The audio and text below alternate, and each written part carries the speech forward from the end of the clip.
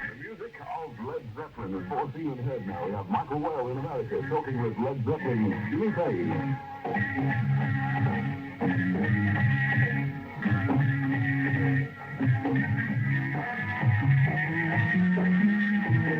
What is the next chance that people in England will get us seeing Led Zeppelin? There is a possibility that we might do something at the end of the year, which I know we'd all like to do that. But we've never actually worked on an LP without having sort of side issues coming in. So that's the next important thing really. But it's quite possible we'll do another London gig or whatever, who knows. So I don't know. Nothing's planned, I must say that. There's nothing planned from the end of this, from the end of the American tour onwards. I played these enormous gigs in America. I mean, would you perhaps go back to playing a few club gigs in England as a contrast? Well, on the last tour we were doing quite compared to what you see down here, and 57,000, it's staggering, isn't it, at one year, I must say. In fact, he said to me we did two dates, Tampa and Atlanta, and we said, did you realise that we've played for more people on those 2 dates than the whole of the English tour, which spanned 2 months? It's just purely a question of venue. I like to say that we did at one point, after we'd been doing large places over here about 2 years or so back, I said, right, this is it, we'll go back and we'll do the club.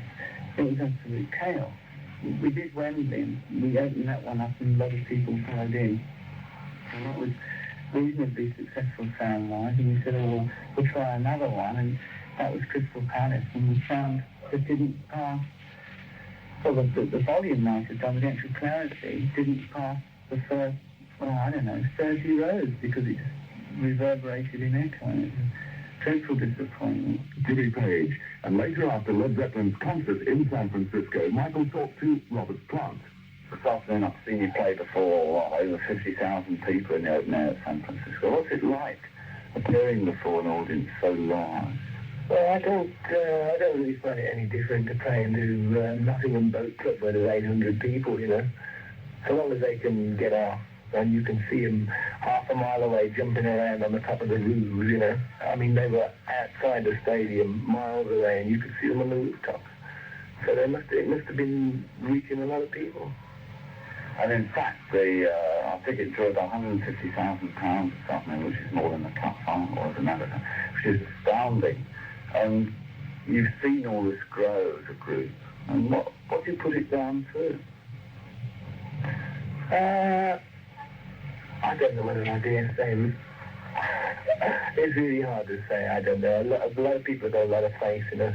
The audience receives it as much as we give it, and it develops into a sort of a magic. I'm sure that place could have taken off today. If everybody had jumped up and down at the same time, we might have even been moving, you know, the whole place, San Francisco on the move. What I liked is that you still play stuff from the earlier albums. And is there, any particular number that you particularly like that we could play at this point? Dave, I'm going to leave you. How's that? Because that was the beginning of the softer stuff, you know. The stuff that people don't credit us for enough, I don't think.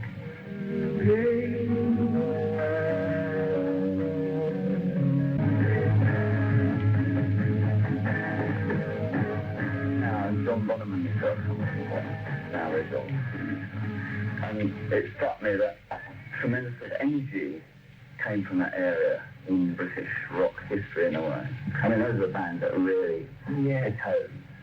Well, and we might mention Slade at that point. Oh, well, I don't know what to say.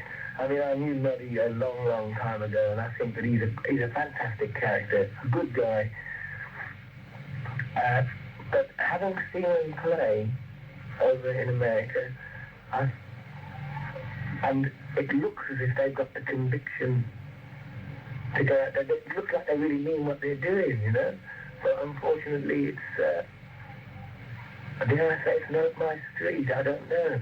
I think that Noddy's got a good voice. I think if he bent it a little more and made it a little more agile, he would be one of the finest vocalists around. He's got a lot of range, he's got a lot of volume, you know. Well, what I'm saying is that you people around there seem to have this sort of... Oh, yeah, there's an energy there because we were, for so long, we were sort of stuck with so many duff promoters and duff agents in that area. I mean, everybody was trying to keep you down. No, I'm sorry, we can't book you unless you play the Kinks stuff all night long, you know. And when Bonzo and I were in the Band of Joy playing around the place, we got maybe 2 gigs a week.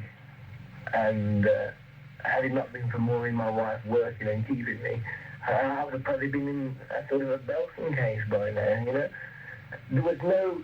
It wasn't the people, the audiences in the Midlands that didn't want to marry. It was the archaic attitude of the agents, of the promoters, of the managers in that area. They just wanted to play safe all the time. So anything that's come out of there has come out with, like, hell-raising gusto, you know?